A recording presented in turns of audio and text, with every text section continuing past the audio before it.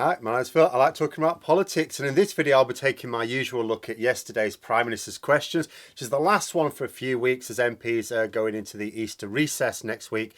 This week's outing involved waiting to see how Boris Johnson would use crass populism and distractions to deal with the re-emergence of Partygate and the continued failure of his government to address the rising cost of living.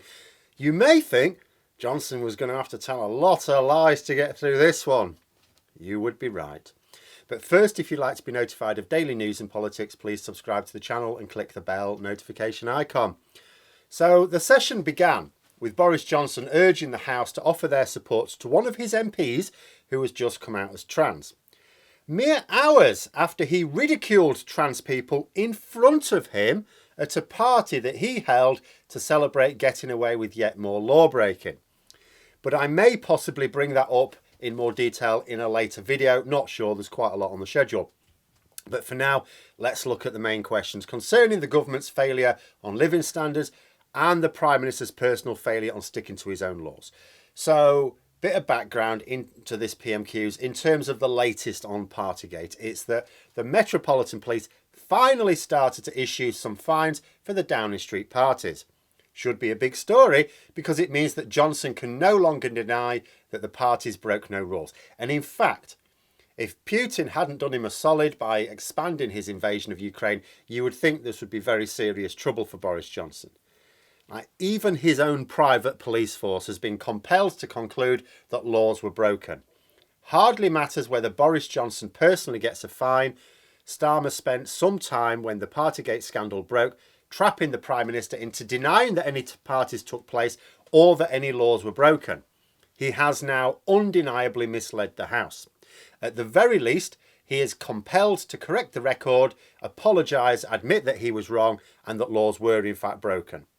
If he did so, I must have missed it. In fact, earlier in the day, and I am going to have to talk about this in a separate video, but Dominic Raab tried to defend Johnson by saying he told the truth to the best of his ability. If the best of your ability is trying to tell the truth but still lying on a regular basis, I would argue your ability is not really of the standard needed to run a government. Yet again, Raab tries to defend the government and actually makes them sound even worse.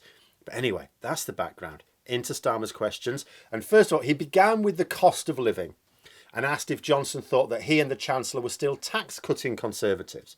Boris Johnson said he does, and that they have brought in the biggest ever fuel duty cut and the biggest cut to personal taxes for 25 years. Thing is, though, it might well be the biggest fuel duty cut ever in pence terms. I've not looked it up. It may well be. But what matters is the price of fuel. Are you reducing fuel duty so people can go back to being able to afford the fuel? The problem is that the price of fuel is way higher than it was a year ago. And I mean way higher. I have noticed locally to me it's gone down by 4p. So over the last year it went up 40p. It's now come down 4p. So that's a net of 36 pence up. That's a lot. So it's much higher. So the fuel duty cut will not be the biggest cut proportional to the price increase, will it? It's like a drop in the ocean. And the second comment was not merely misleading, as the first one may have been, but a straight up lie. But also consider what he said first, even if it were true. He said that he had brought in the biggest cut to personal taxes for 25 years. Oh, so there was a bigger cut 25 years ago, was there? You've not quite equalled that big tax cut 25 years ago. What was happening 25 years ago? Oh, yeah, that's when Labour had just formed a government after 18 years of Tory rule, wasn't it?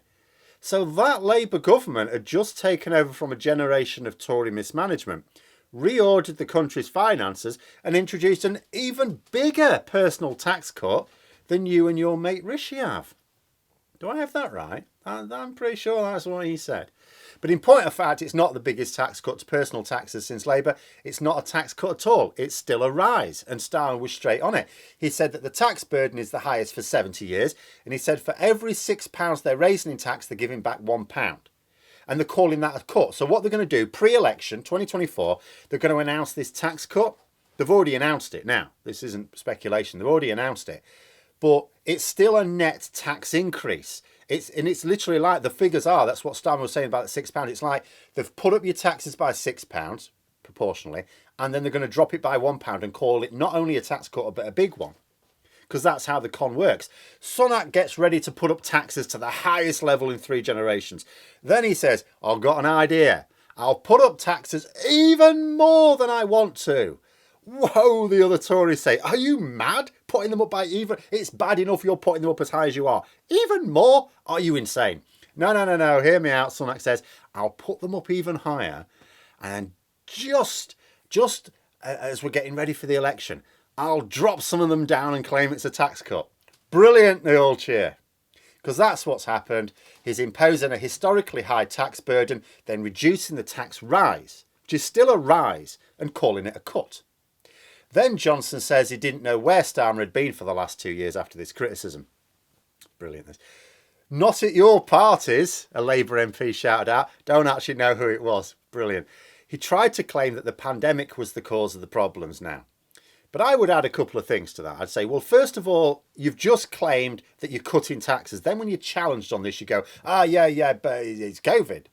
It's like, you've just said you're cutting taxes. Why would you need to blame anything? Secondly, other countries are also having to deal with these cost of living pressures, but they're doing it without dumping the financial burden on the poorest in their society. Like even America, the king of making poor people pay, is not imposing such harsh measures on their people. Then there was a bit of back and forth with Johnson basically making up Labour policies that never existed and even trying to blame Starmer for what he thought was a point of contention in the Labour manifesto 18 years before he even became an MP. Starmer carried on ridiculing Johnson's desperate attempts at defence by blaming everyone but himself for the country's plight. Then Starmer moved on to Partygate, making the point that Johnson misled the House and should resign. You know, he says something like it was the ministerial code requires that when a minister misleads the House, they're required to resign. Why is he still here, he asked. To which Johnson tried to claim that Starmer only recently said he shouldn't resign, which is another lie. You know, once Russia expanded its invasion, because Starmer went from like calling for Johnson's resignation on a daily basis. Then Russia escalated its campaign in Ukraine.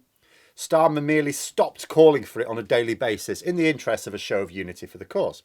He never actually said that Johnson actually, after all, shouldn't resign at this time. Some Tory MPs were saying that. Starmer wasn't. So maybe if Johnson confuses an absence of saying things with a belief in the opposite, Starmer should, for the avoidance of doubt, just call for his resignation daily again. Maybe wear a badge, Johnson out, on his lapel, just so that we're all clear on this. And on further questioning, Johnson then kept trying to claim that Labour would have kept the country in lockdown, which is another lie, as Johnson actually needed Labour votes to initiate his so-called roadmap. You know, his COVID plan. His own MPs rebelled against it in large enough numbers that if Labour hadn't supported it, it would have been defeated. So Johnson's COVID plan was only possible because of Labour's votes. And Johnson also claimed, again, not for the first time, that unemployment has fallen below levels at the start of the pandemic. Now, I'm not sure if he's fiddling the data on that or if it was just another lie, but it's absolutely the case that there are fewer people in work still, by a lot.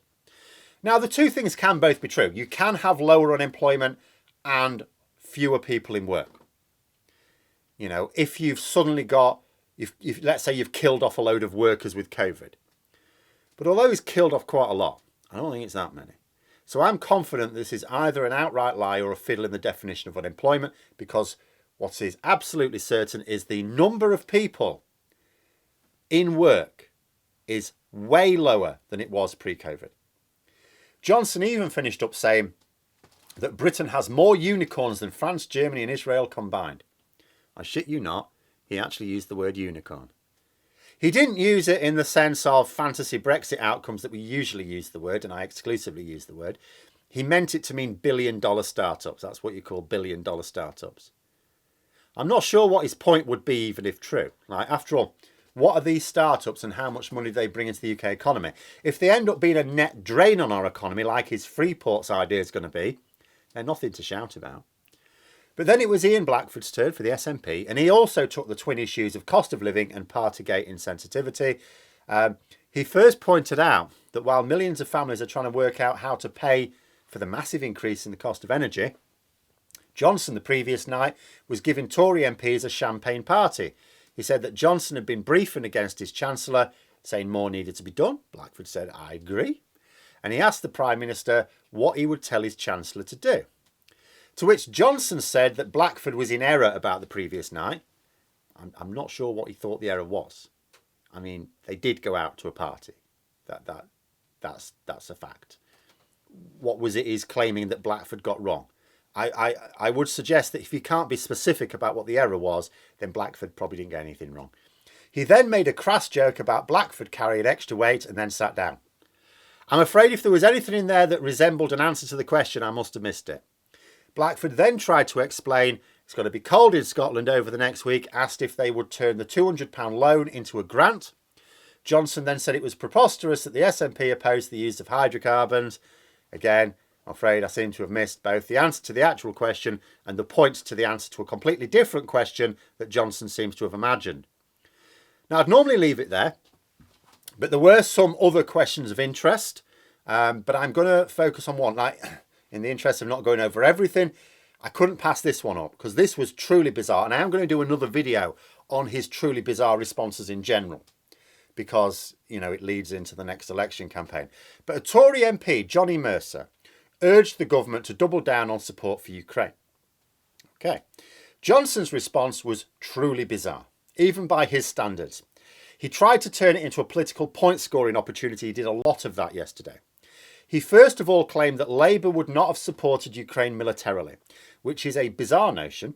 Not only has Starmer made Labour's position clear on this, when we consider the last time that there was an international coalition involved in a European war, Tony Blair was leading a Labour government. But then the most bizarre part of all, Johnson said that Labour should continue to support sanctions and that the sanctions should not be lifted because of a ceasefire. I mean, Labour have been calling for harsher sanctions right from the start. And the thing is, there's only one senior politician I have heard calling in this country for the end of sanctions if hostilities cease. That's Liz Truss.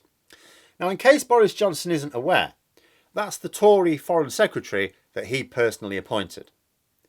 But I will say, I don't actually mind these sort of responses from Johnson. They are bizarre.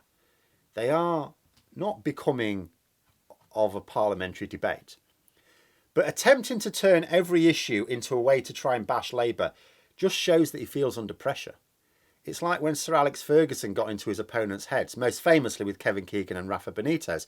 With Johnson coming up with increasingly desperate, fevered rants like this, I do wonder if Starmer leaves the chamber with a smug look on his face. I think he should. I think I would. Now, there were various other aspects to the PMQs that I want to focus on more in dedicated videos.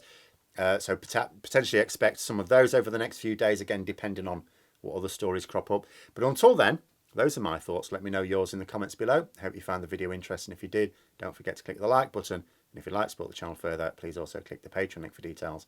And until next time, I'll see you later.